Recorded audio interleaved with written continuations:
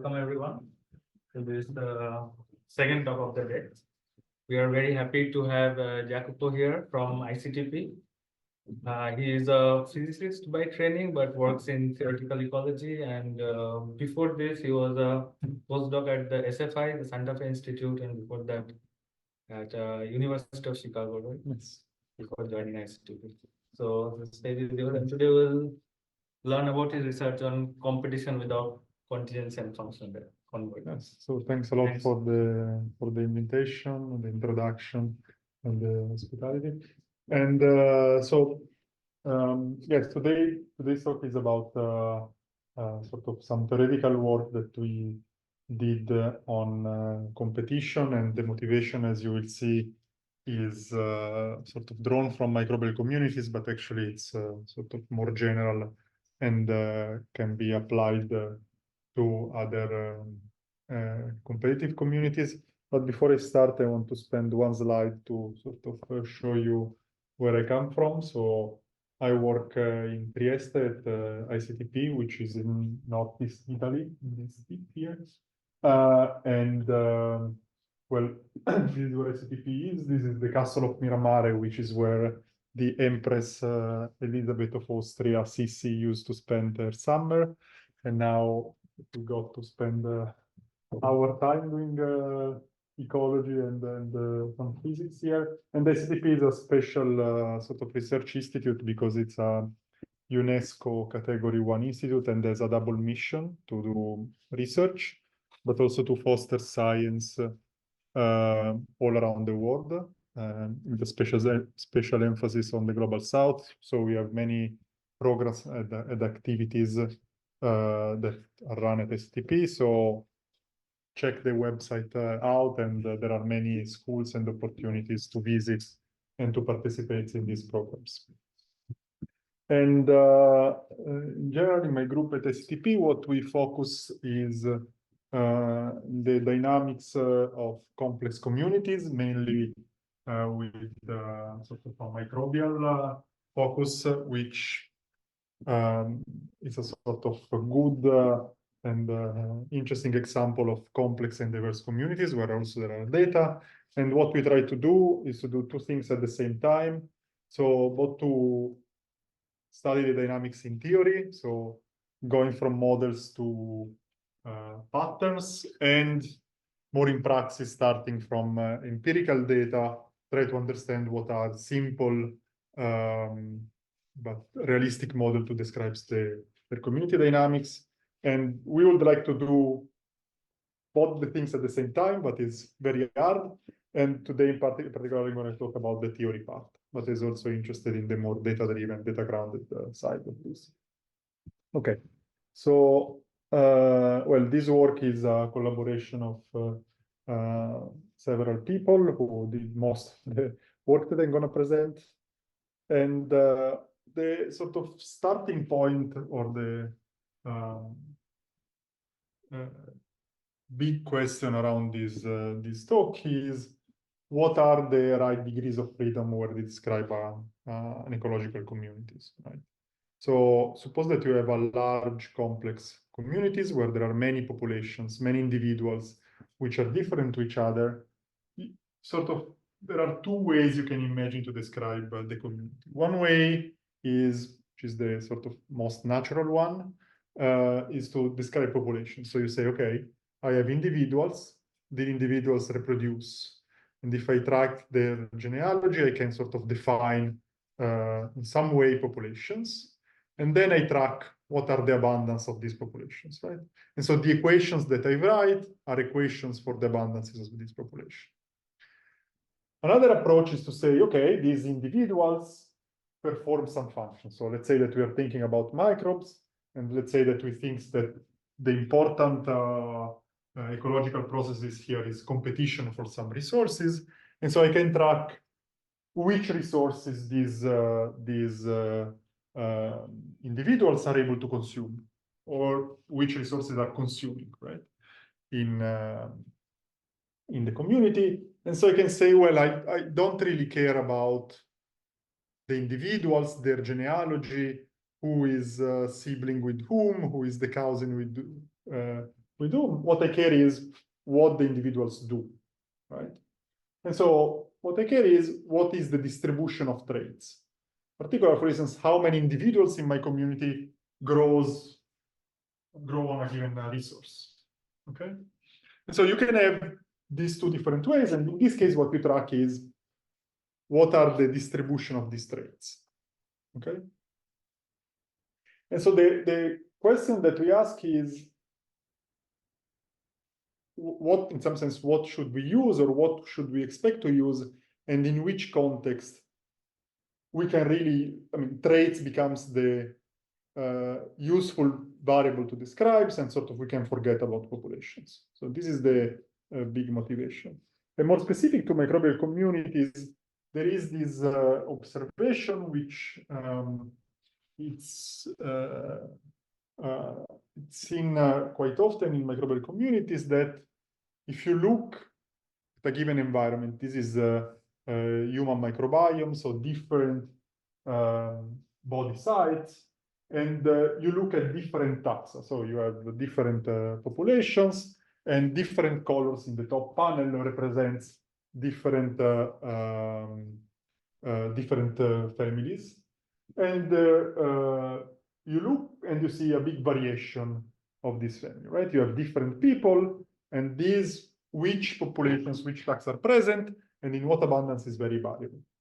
Instead, if you focus on function, and in this case, you focus, for instance, on metabolic pathways, what you see is that these metabolic pathways are much more conserved. Okay, they fluctuate less.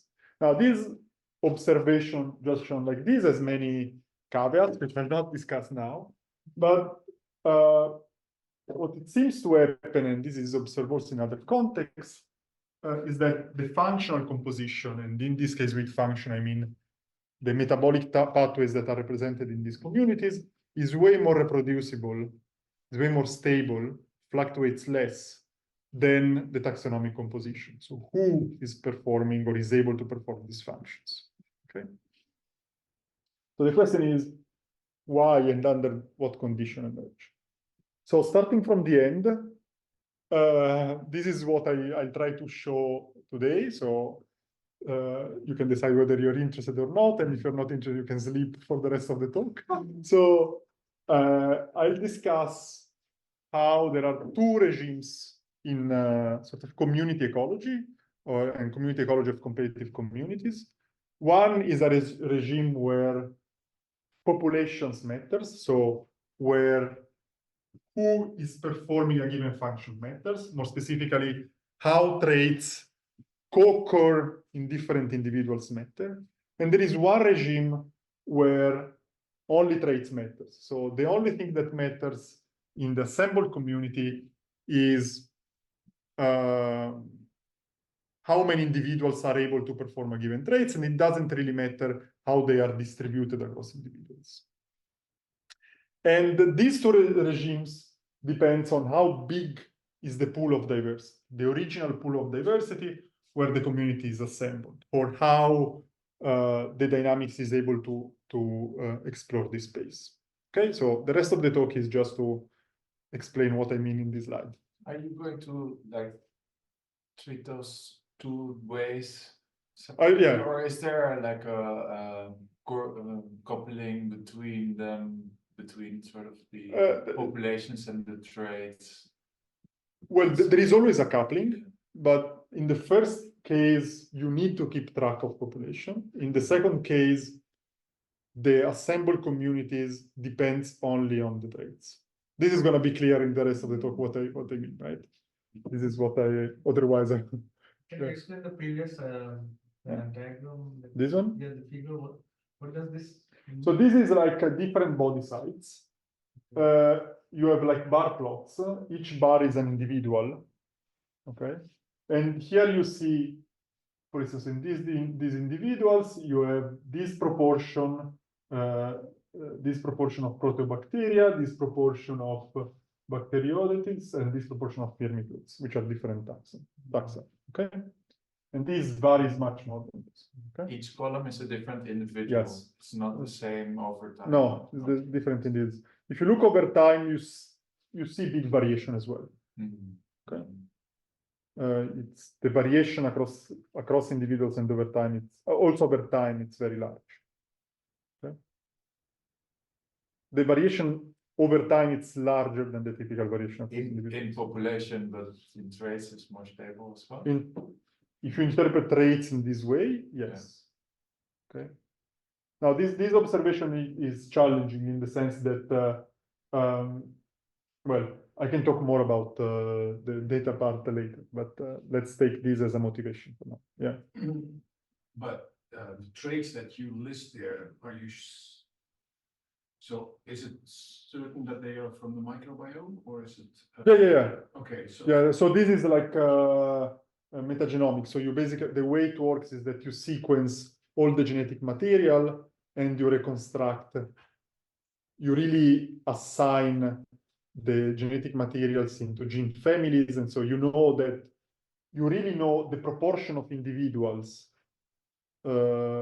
having a given trait, or better, what is the proportion of genes corresponding to a given function. So isn't the constancy in these lower diagrams just telling us that there is a common basis of life? Because well, ATP. Yes and no, right?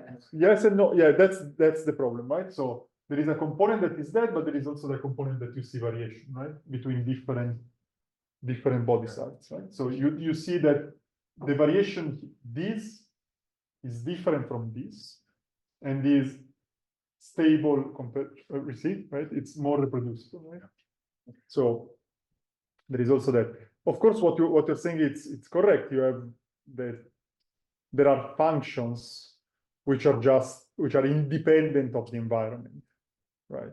And therefore, well, every bacterium is a bacterium and has to do basic life functions. Yeah, exactly.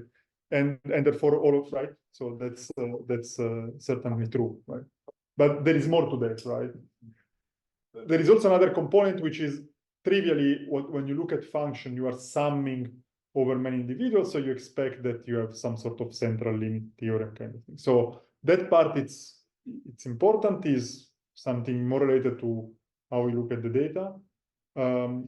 But it's still, there is this observation also for experiment where you have things that are more controlled, that it seems that there is this functional robustness, right? That you might have different individuals, different population performing similar function, and somehow what the community, what is reproducible is more the functional landscape rather than the structure of the community in terms of population. Okay, so if you want, in this talk, I will not, the goal is, let's assume that this is a thing, that this is telling us about the fact that function is more reproducible. When should I expect it from models, right? So if I want to explain this, what are the ingredients to get it from models? When should I expect it? Should I be surprised or not? Okay. Okay, so this is the outline of the talk. So what is the, well, I mean, when we look at community ecology, the standard setting is that we are assuming that it exists something that we call a community, okay? So something where there are individuals interacting, and in this case, I will focus on things that are not, there is no space, so everything is well mixed. And one thing that is always implicit, at least implicitly assumed, is that this community is assembled from some pool of diversity, right? So we see this community, and somehow this community, you can imagine an island, is assembled with a small rate of migration from some meta community or a regional pool of diversity, right? And this regional pool of diversity, even if it's not explicitly assumed, is what is considered the pool of species that sort of are considered as an initial condition of my community. So let's say the simplest, most used and abused model in community ecology, which is Lotka-Volterra equations. what you have is that we are write equations and I for all the species in the meta community, in the pool of diversity. Right? And so we write equations, and this is like the population abundance of species I, and they interact, for instance, they compete, right? And then what happens is that we run the dynamics, and what happens at the end is that we look, for instance, at the fixed points of this equation, and some species will go extinct, right? So some ni star, the fixed points will be equal to 0, and the local communities is composed by the species that didn't go extinct, right? The ones that have a positive population abundance. So we're writing equations for all the species in the meta community, and then we study the properties of a local communities of only the species that are present. Okay. And the question here, the key assumption is who is in the meta community? Right? What are the parameters, right? What are the growth rate in this case? What are the interactions? How do we choose them? Clearly, this is an assumption of what happens in the meta community, right? And constraints and determines what we're going to observe in the local community. But what we are going to observe in the local community is the product of what is the properties in the data community plus the interaction that occurs, plus the dynamics. So one, again, widely used way to choose these parameters is to choose just at random, right? So this is a sort of least informative way to choose them. You say, okay, I have this meta community, and you assume that the growth rates are drawn from some distribution, the interaction coefficients are drawn from some distribution, and there is a long history going back to Robert May of doing these kind of experiments. And despite this is like very simple or even simplistic, it has a lot of advantages, right? So one advantage is that the distribution, what you obtain at the end, it's quite general in the sense that it doesn't depend on many details on how these coefficients are drawn. Okay, it depends on few moments of their distributions. This it becomes very tractable, so you can really get an analytical intuition and understanding of what's going on in these communities, and it leads to non-trivial properties of the community. Yes. The AII. Yes, different. Yes. They are different, right? Yes. Yes. You typically choose them as being different. Yes. But yeah.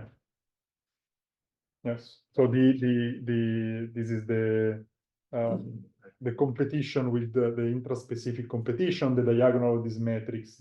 Yes. Isn't that equation something like the Volterra-Hamilton equation? Do you know? This is usually called the generalized Lotka-Volterra. Because what I mean is, in the sum you have A, I, J, and J. Yes. But what I think is something that I have seen before. The AIJ should be some interaction coefficient of NJK, for example. Do you understand what I mean? You want another term here that depends also on. Yes, okay. yes. Yeah, so these are generalizations where you assume that you have the Like, for effect. example, if you have 3 species, you fix N1, for example, in the first part, and you have the interaction between N2 and then N3. Yeah, so the assumption here is that you have the per capita growth rate, right, which is this one divided by Ni. Double click on the screen. Yeah, on the screen. Oh. Yeah. This is alien technology. Okay, so you divide these, and that's the effect on the per capita growth rate, right? And what you're assuming here is basically there is an effect of the presence of other species, right? And this model, if all these coefficients are positive, arises from like simple competition as an effective model for simple competition for self-renewing resources, right? you can imagine that you have like terms which are not linear in other populations. In general, you expect that. And in particular, you could expect that you have multiple species contributing in complex way. So this is like sort of, you can generalize this generalized Volterra even more, right? Making it not complicated. So what do you mean by the distribution does not matter? So if you take, so this is like, if you take this Aij from any distribution, suppose that you draw this at random. You take the Aij from any distribution with a finite mean and variance, okay?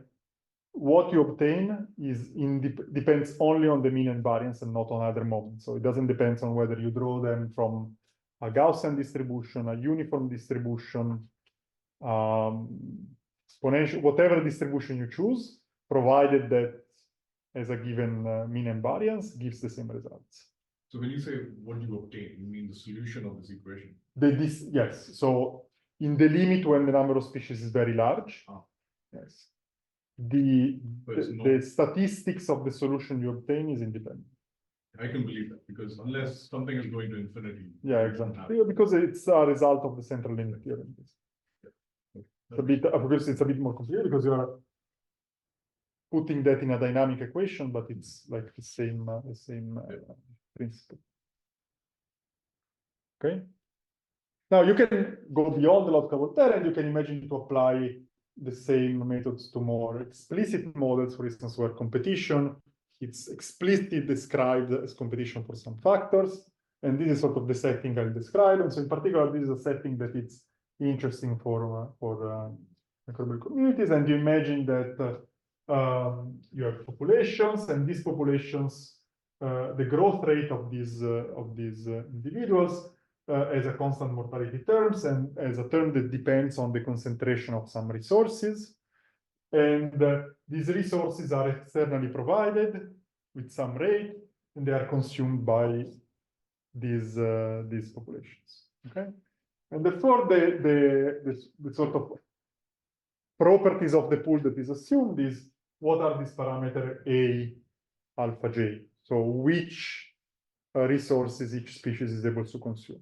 Right. So you can imagine that you have a bipartite network where you have different species, different resources, and you can say, you have to decide at the beginning of your simulation, if I take a population, what is the probability or which resources is able to consume. Right. And then you can generalize all the things that I said before, they apply to this case. Now, this random preference is something that it's very, it's not informative. I mean, it's like sort of a maximum entropy assumption in some sense, but it has very strong consequences, right? So in particular, the key assumption, which is sort of hidden in assuming this random structure, is that it's very unlikely that there are sort of extreme events which will have extreme consequences on the community dynamics. For instance, it's extremely unlikely, it's exponentially unlikely that there is a species able to consume all the resources, right? If you assume that one species consume resources with a probability P, and you have a large pool, a large number of resources, the probability that a species is able to consume all the resources, it's exponentially negligible in the size of the community. And the structure of the pool, right, the initial condition, is completely uninformative of what is the local condition, right, of what is the condition in the local communities. So the probability of consuming a given resource, it's independent on how much that resource is present in the local community, how good it is. Okay. Now, this is an assumption about the initial pool. Of course, what you obtain at the end in the local community depends on what are the local condition. Okay, but your results are always constrained on what was the initial condition, the original pool. Okay, I see perplexed faces. but I think that what I'm going to say next, it's going to clarify. So basically what I'm saying is that the contingency of the pool, so the diversity that you have of the pool, the structure of the diversity that you have of the pool, the traits that you have in the pool are a big driver of what you can possibly have in the assembled community. And so the question is, and what I'm saying next hopefully clarifies, is how can we change this? So can we have these kind of models without this contingency? Okay. How can you change it? Well, there are, for instance, two simple ways to do it. So one way is that you don't restrict to having few possible preferences, but you assume that you have all the possibilities. Right? So let's say that you have two resources. You can say, I have two resources. Well, there are four possibilities of the resources I can consume. I can have a species that consume them all, or I can have a species that consume only one of the two, or a species that consume none. Okay. So in this case, you have basically saturated the pool of diversity, right? So you say I have a space of traits, and this space is somewhat finite, right? I can start my simulations if you want, or I can imagine that I assemble my community really from all the possibilities, where I'm not constrained on having sampled these possibilities with finite initial conditions, or initial conditions that are order of what is the final database. Or another, yes. So the aim is to make it independent of the initial conditions. Yes, it's to have so in some sense, where you start from these random initial conditions, you are always assuming that the diversity that you have in the pool, it's sort of bigger, but not that much bigger than the diversity you have at the end. Here is to say the diversity you have you want to start from conditions where the diversity you have at the beginning, it's way larger than the diversity you will have at the end. Okay. So one way is, for instance, if you have consumer resource model, you know that at the end, you'll never have more species than resources. And so you typically, people start from initial conditions where you have a number of initial species, which is of the order of the number of resources, which means that the initial diversity is of the order of the final diversity. It's twice as big, 3 times as big. What I'm saying here is the initial diversity is exponential in the final diversity, right? You are really trying to saturate all the combinations. Okay. Another way, which is more biologically plausible, is to say you can evolve consumer resource preference, right? So you are exploring this diversity space dynamically in the community, right? So it's not that you start from a pool of diversity and then you're stuck with it, but you start, the dynamics change the population sizes, drive some population to extinction, but you can mutate and acquire the possibility to change these resources. Okay, and so you are exploring dynamically this space. Okay.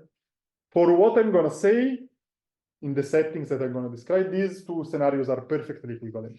Okay, so this is determined from the equations I will study, but we studied both and all the results agrees. So I will discuss interchangeably the two of them, knowing that in all these cases they are equivalent. Okay. Okay, so this is the simplest setting, which is the one I described before. And basically the idea is that how are we going to study this? So we assume that these preferences are all the possible combinations. And to start, I can assume that a species either consume or not consume a resource.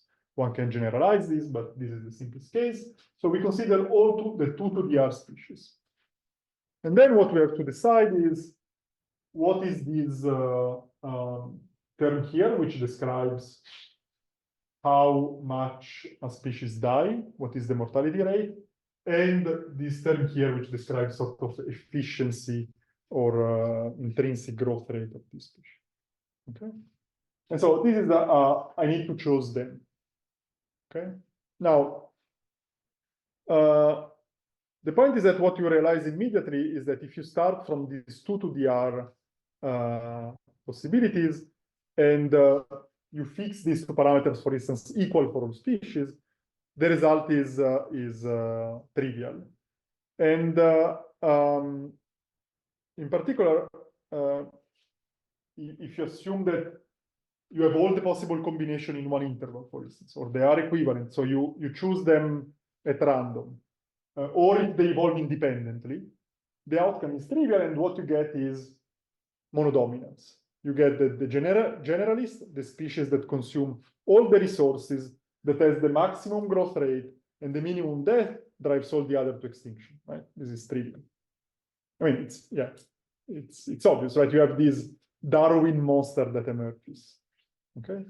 So what you need to assume is that there needs to be some trade-off, okay? That if you consume more resources, in particular, you get penalized, okay? And so a simple way to introduce it is to say that there is a cost per resource you consume, right? And so this ratio, and it doesn't matter whether you put the penalty in the death or in this efficiency, depends on how many things you consume. Okay? For instance, you can assume that depends linearly, and sort of this parameter key determines how much adding the ability to consume a resources cost you. And so you can imagine that you have specialists which will grow very efficiently and there's a competitive advantage when growing on the resources specialized, versus you have a generalist which is very inefficient, and it's if only these resources provided, it's outcompeted by the specialist, but has the advantage that can grow multiple resources. Can you shortly go back to the equations where the error shows up? Is that just in front of the? You can put it in, it doesn't matter whether you put it here or there, only the ratio matters. Okay. But these equations don't have the bilinear term in the species. Well, it's the competition comes from Yeah. these two Oh, terms, right? Yeah. So But they you don't have resource- prey on each other. Yes, so this is a Yeah. way to make competition explicit on some factors, right? Which in this case are the concentration of these resources. But it's slightly different, right? Because if the time scale of the resources is fast, then you can just solve, then the resources just. Yeah, you get a term which is kind of saturated term, right? It's like. yeah. So it effectively is the same as the previous equation. So if you make the separation of time scale, what you get is that competition, you get a competition terms which depends on how the preferences for resources are overlapped. So if you have two populations which are very overlapping in their resource preferences, then they're competing much more than two populations that are not overlapping. If you consume completely different resources, we don't compete, right? We just don't care about each other. Okay, so we introduced this trade-off, and basically this cost per pathway sort of it's a way to interpolate between two extremes. So one extreme is where there is no cost, and then what emerges is that there is this Darwin monster, which is this species that is growing faster than all the others on all the resources, right? And you have this species that is just better than all the others in any conditions, and so otherwise there is a trade-off, which is what is needed not to have the emergence of this Darwin monster. And the other extreme case is when this parameter is very large, and basically this means that it's equivalent, this is very large, it's equivalent to consume two different resources or consume one resource, just a normalization. So you can just partition what you consume, but there is no difference between them. Okay, yeah.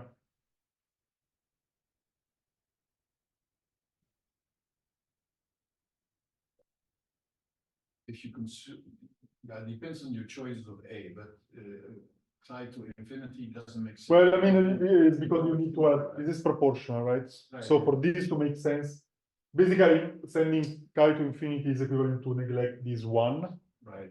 And so what happens is that you normalize that sum by how many things you consume. Okay. So the question is, we have these dynamics, we define the setting.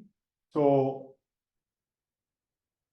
given some input, given some property of the environment in the local community, so how much we input the resource, what is the long time behavior of these populations? Okay.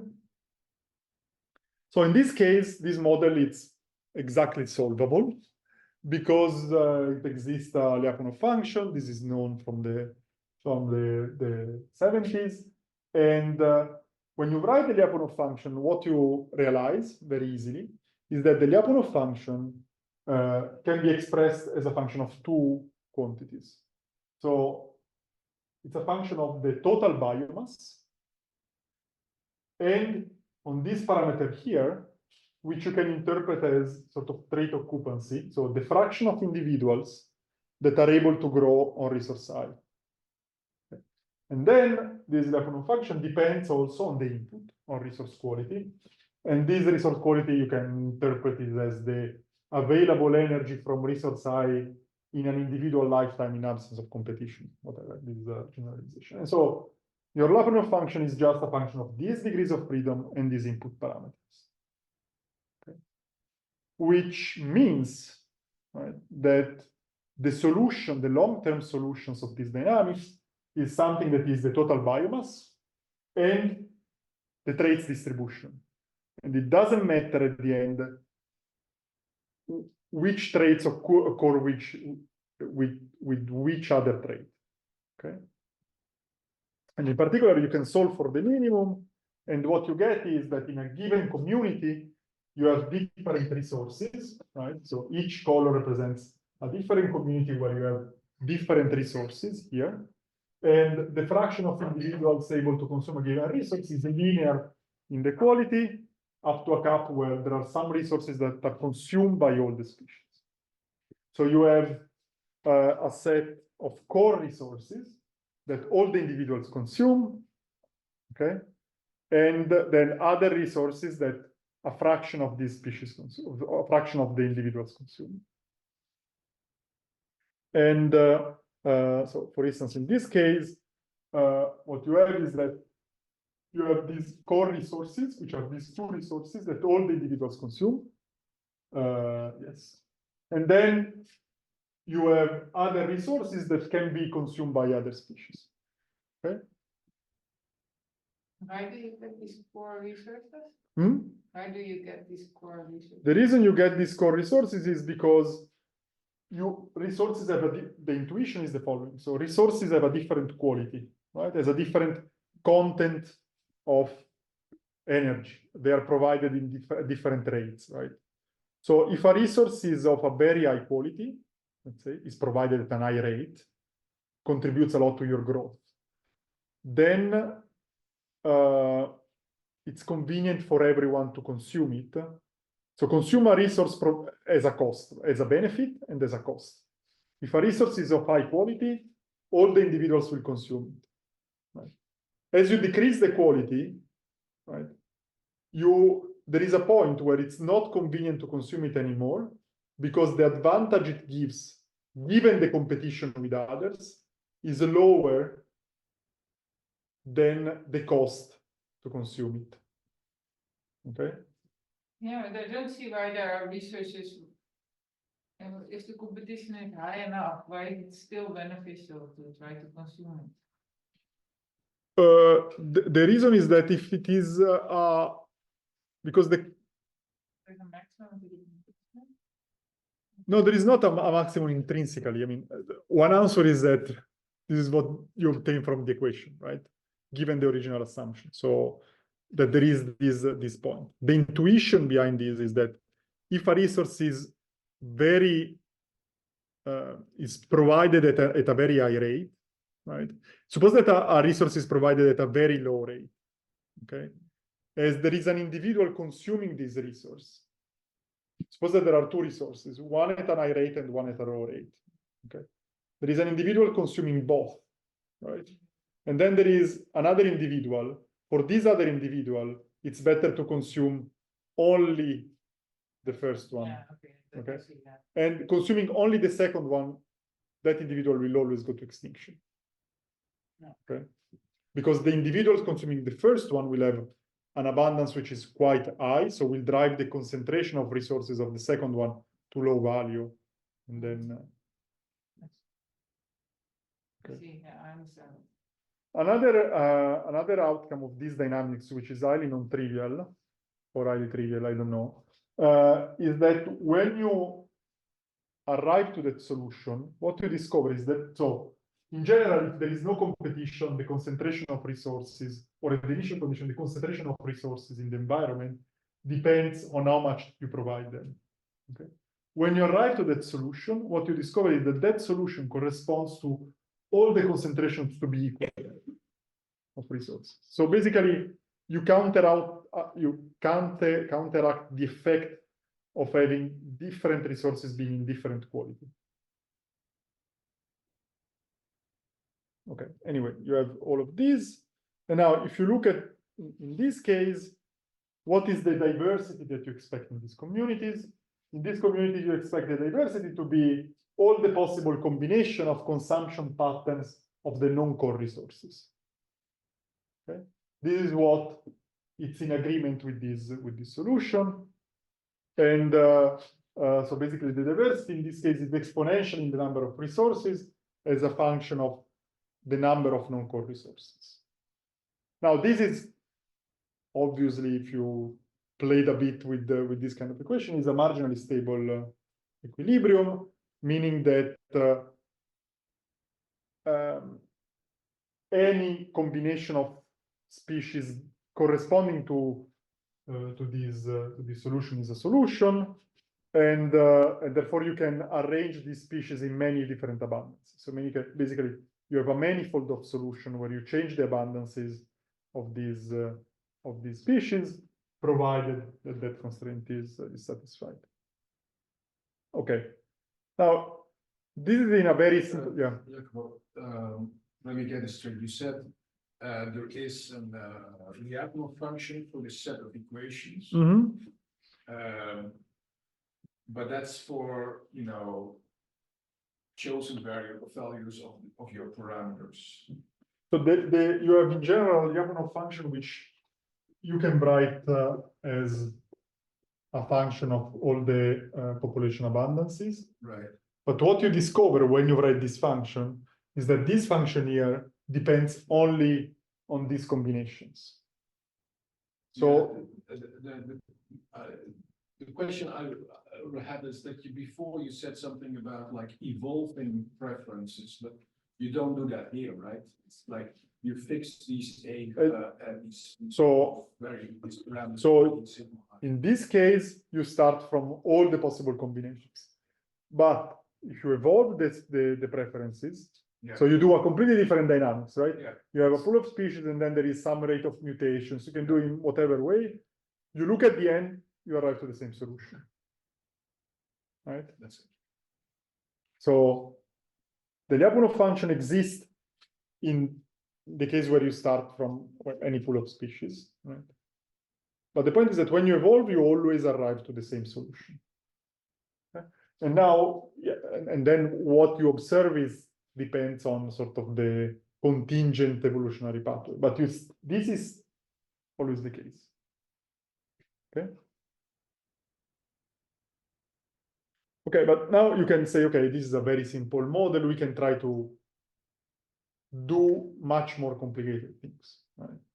And in particular, one way to do it is to say, well, there is not just competition, there is also cross-feeding, right? So you are not in a situation just where resources are provided by externally, but resources are also produced by the growth of these populations, right? So if you want, is an instance of niche construction where you create new resources, right? And this is a standard model. I will go fast because it's not really important that you understand all the details, and if you know these details, you already know them. So, well, there is this parameter efficient, there is an energy content for resources, there is a maximum intake rate, there are these resource preferences, which again are between 0 and 1. There are functional responses to the concentration of a resource. There is depth or dilution rate.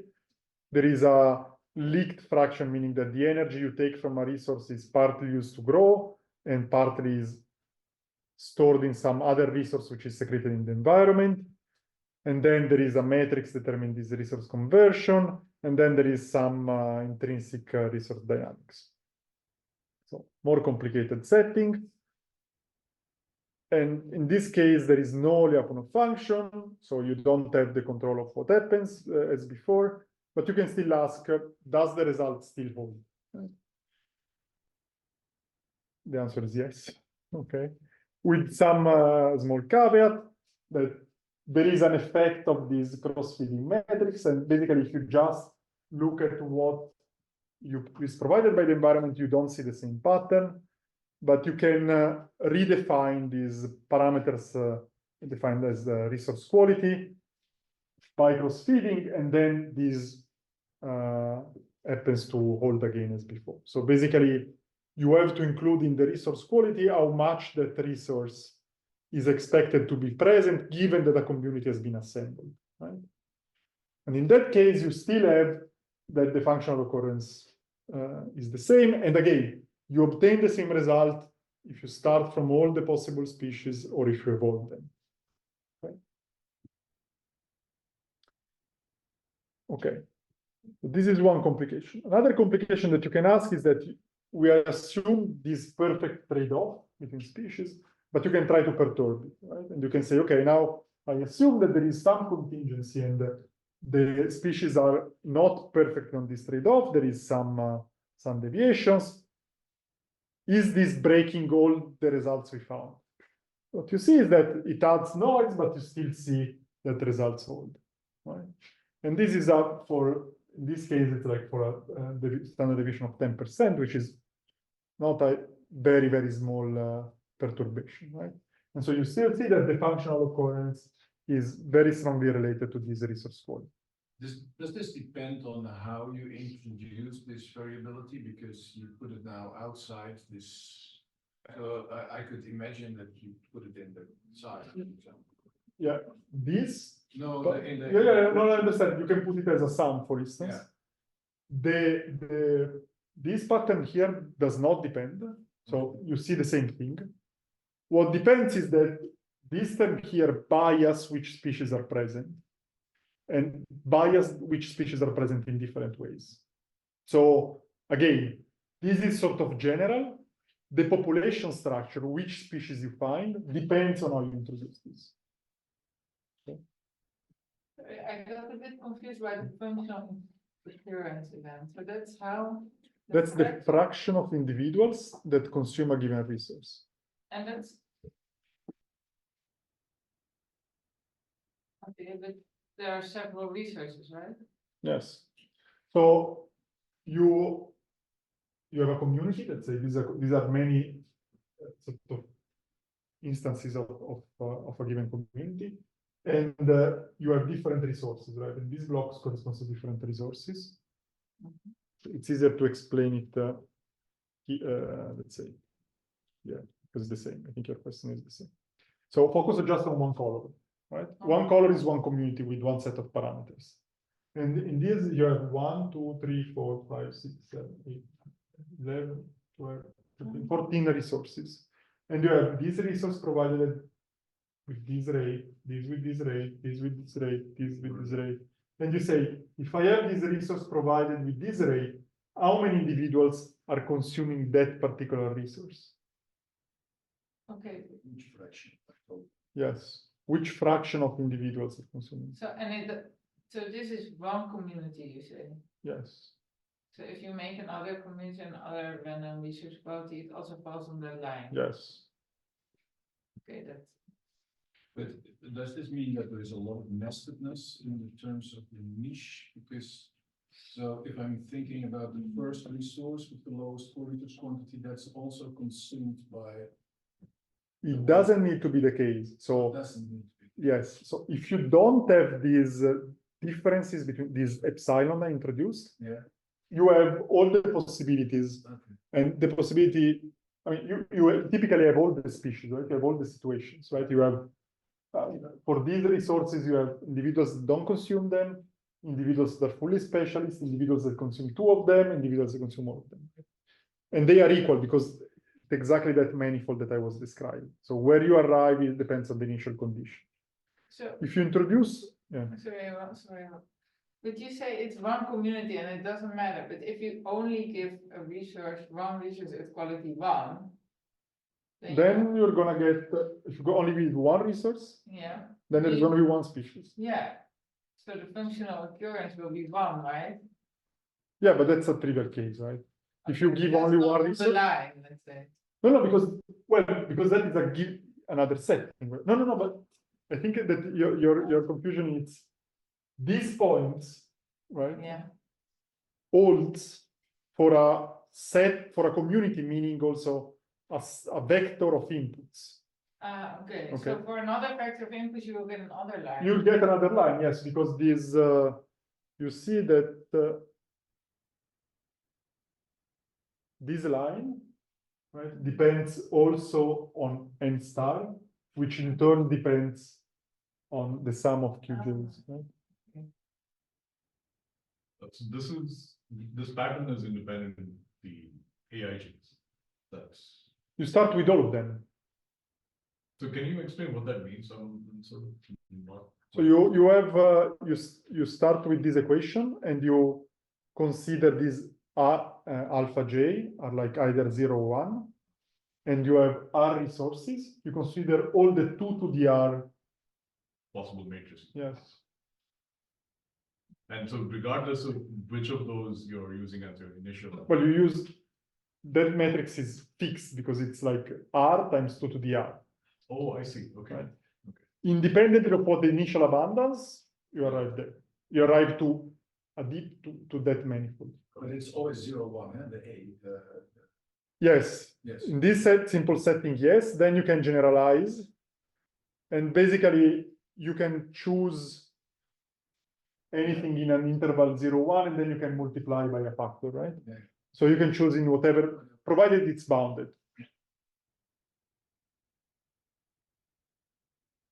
Okay. Now, what you do here is that you add this intrinsic difference. Now, as I said before, you can have all the combination of species when you ask about nestedness, right? You can have all the combination of species. When you introduce this epsilon, and the way you introduce this epsilon determines which combination of species you have. Okay. And similarly, if you evolve this community, and in this case also this term can evolve, for instance, which species you find, so which combination of traits together you find depends on the history, right? But this functional occurrence, it's general. And so in this case, if you have this degeneracy, so is this clear? Okay. If you have this degeneracy, of course, diversity, you destroy the degeneracy that give you this exponential number of species. And what you end up is that instead of having 2 to the number of non-core resources, diversity is 1 plus the number of non-core resources.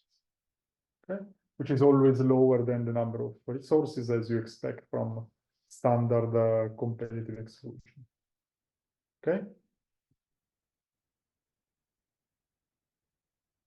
Basically what you're saying is like, okay, if I have a bunch of resources and I have all possible community compositions that I can imagine, but all the niches will end up being filled. It's not that, because that's true also if you start from a random pool of diversity, all the resources are going to be consumed. Yes. Right?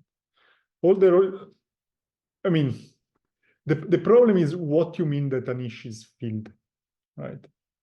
That's the point. Yeah. So if you consider a niche as a 1-0 property, for instance, in this case, you have these resources, all the resources are going to be consumed also if you start from a random pool, because you typically start from a pool where all the resources are consumed by at least one species. And if a species consumes a resource that no one else consumes, it's going to always survive in this model. So that's true also there. What happens here is that somehow you fill them to the optimum. I don't know if that it's the best way to say it. And this corresponds to a reproducible profile of how many individuals consume that resource, right?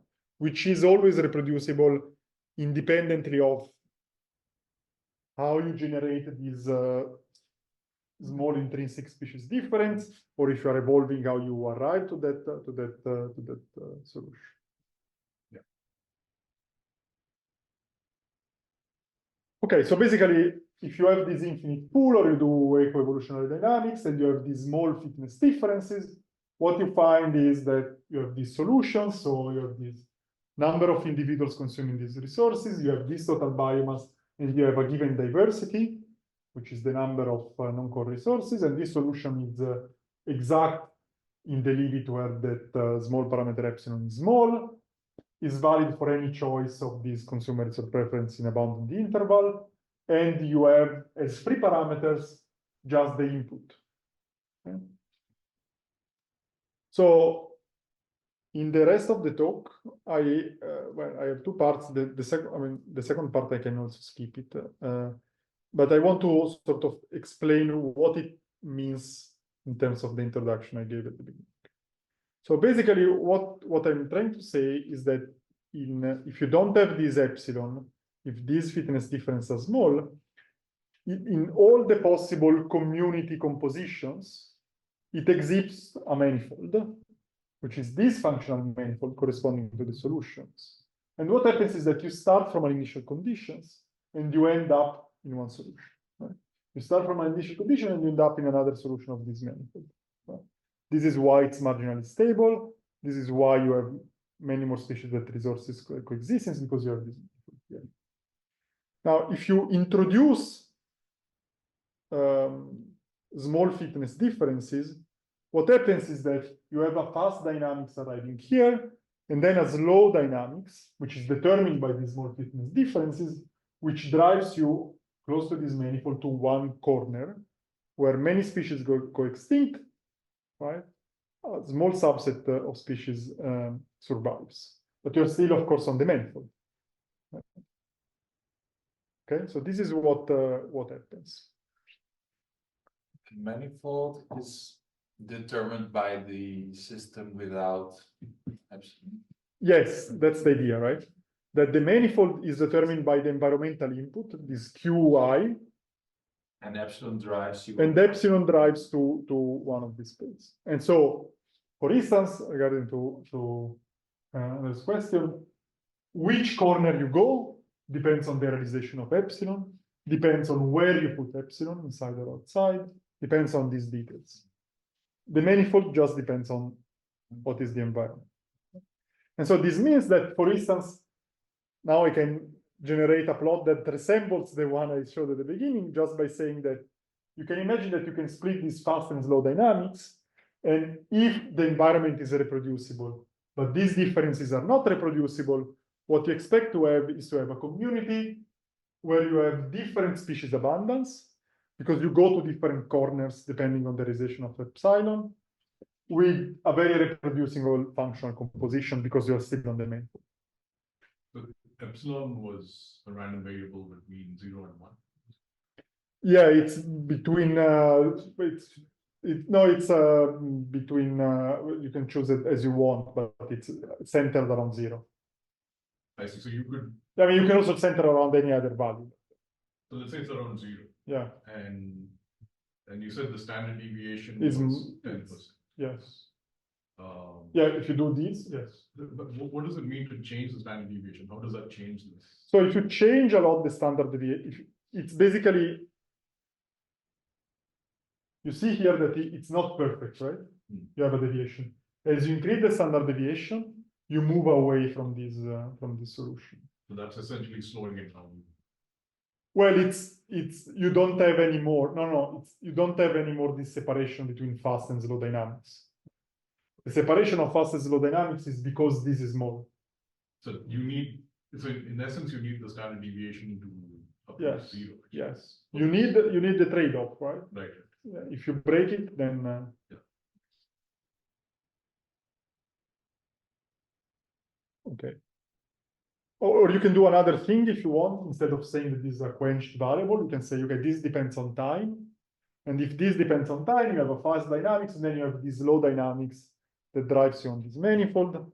And then what you get is that you have a complex dynamics of species coming and going depending on this realization of the noise, while the functional composition is kept constant because you're still on the manifold.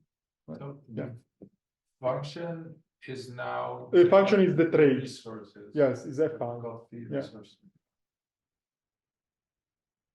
Okay, and this is sort of resembling this in a very abstract way. Okay.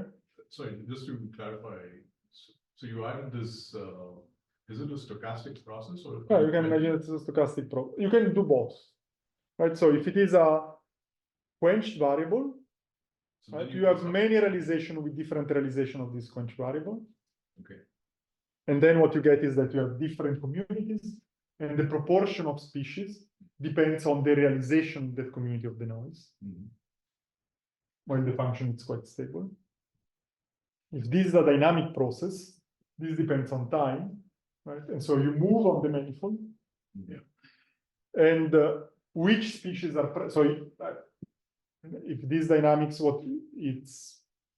typically what happens is that the ecological dynamics drives you to one corner or very close to one, so where species are almost extinct, but then the noise changes, and so they are reborn, right? And so you have these jumps in species abundance. In these simulations, what did you use, like Brownian motion?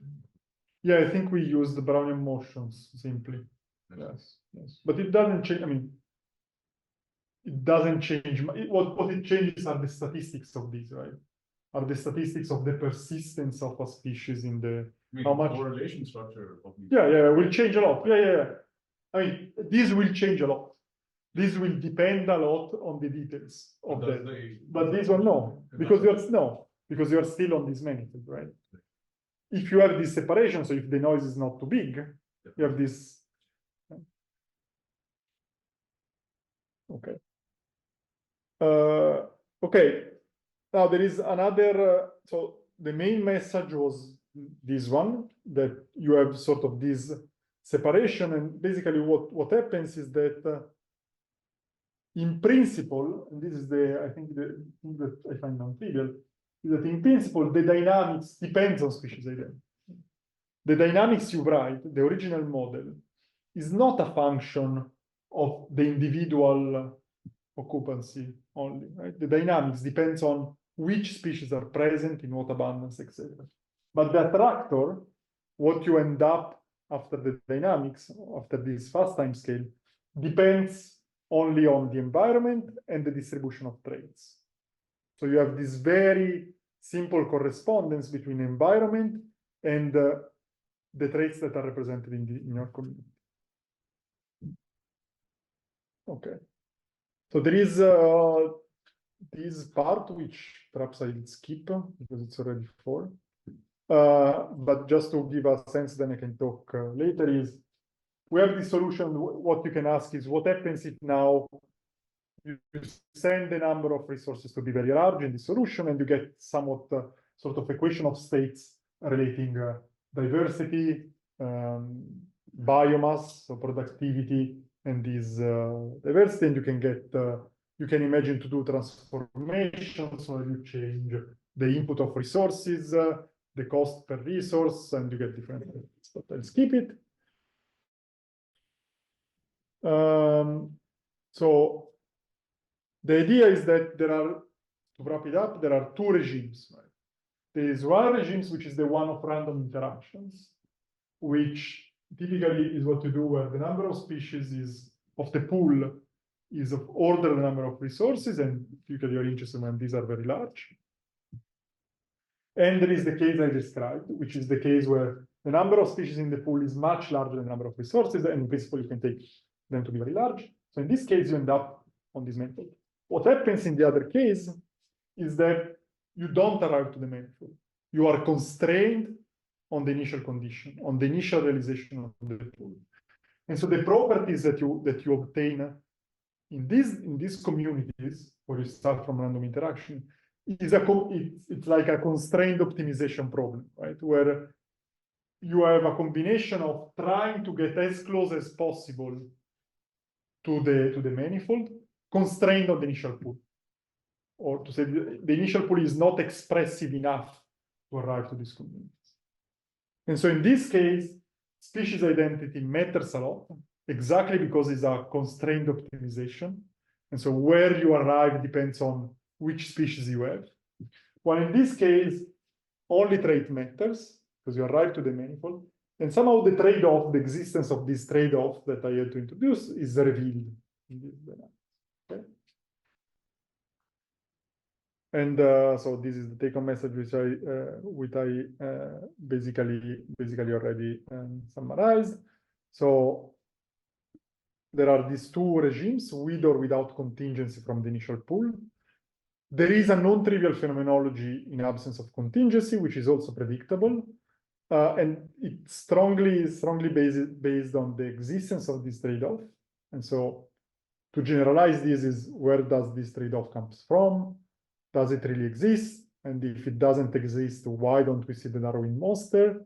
So this is all open questions. But if it exists and there is no contingency, functional composition or trait composition emerges as the right variable to describe the final state of the community. Thank you.